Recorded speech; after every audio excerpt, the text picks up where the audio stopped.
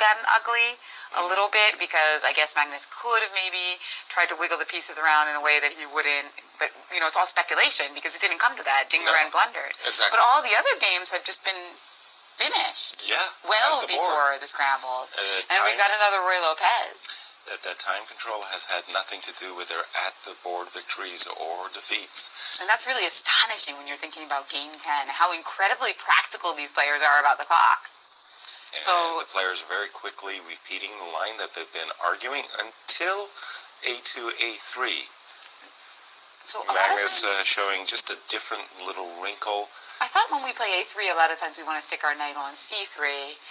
And then swing it to E2 and G3 and save the tempo, rook F1, E1. Yeah, this is a different little wrinkle. It stopped Ding fully, and he's played knight A5, bishop repairing A2, that's C5 the point. We want to be able to drop our bishop back to A2. It's a very powerful diagonal in the Roy Lopez. A2 to G8. In fact, it's so good, it's often neutralized by bishop C8, E6, even at the cost of doubling the pawns. That bishop on A2 really does disturb Black's harmony on his king side. So bishop E6, very common move. And we've seen Levon Aronian being a real specialist on the black side of this defense. Yeah, some double pawns are awful, but E6 and E5, they do some good things for Black as well. And so we could suspect. One of the things that stood out to my mind in the game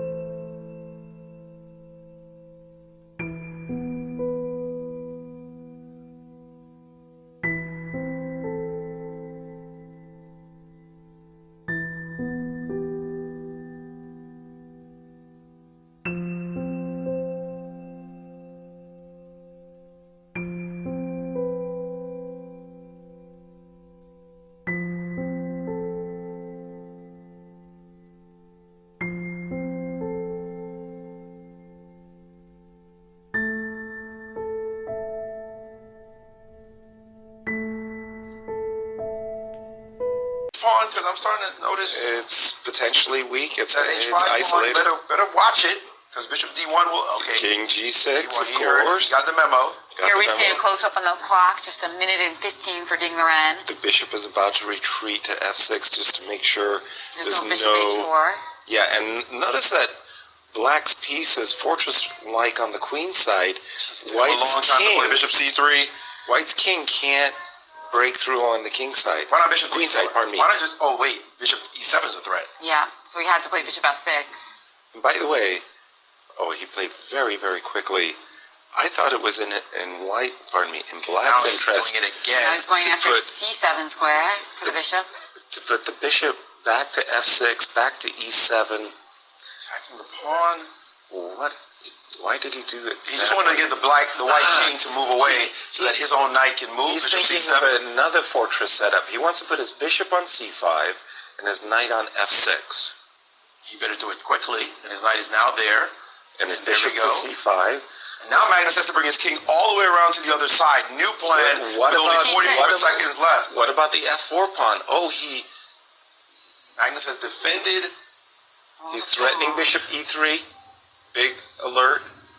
Now it's time to bring the How do king you back. need to move? There's bishop King e4. Oh, he's going to go to e2 now after that f pawn, so he defended it. He cannot win the f pawn. And he's only got 29 seconds with lots of decisions to make. He's got to go back to e4. He's capturing. Look at Magnus grab a piece right at this moment, but now his king back on this side, and that knight is starting to get trapped. And he's dropping the pawn, but Magnus doesn't take it just yet, and now he's defending, and the knight has to come back out of there. With only 20 seconds to Magnus' 2 minutes. Magnus just milking every which way. Now challenging the bishop. Well, now there's a c5 potential for c5 and d6. Yes, that is definitely lurking, and it might be the moment. First king e3. This is dropping back. Endgame magic. 17 seconds left. It's also pressure. Time pressure. He's just keeping it on him. And any moment c5 could happen, but not just yet. No. Magnus with 134. King over. Where do you put your king? He needs a move. And look. Drop his knight back. Big move. He's starting to take that bishop. If he gets the bishop, check. Where do you put the king? And bishop d8. Only 11 seconds to make a decision, and bishop's got to go to d8, no? Oh, but he'll drop his f-pawn. He's going bishop d. He's going after the pawn on d6. What's that? Oh, the bishop on h5 is saying. Sorry. But there's no time. 6 seconds left, and Magnus thinking about the position. Magnus wants to make an aggressive move, I'll tell you. C5. He wanted to make an aggressive move. 2 seconds only, and Magnus can stop and play with chess pieces right now because it doesn't matter. You see him relaxed. He just has to make he's one going to win quiet the move. game on time. Just dropped his knight back. The match. Took the pawn.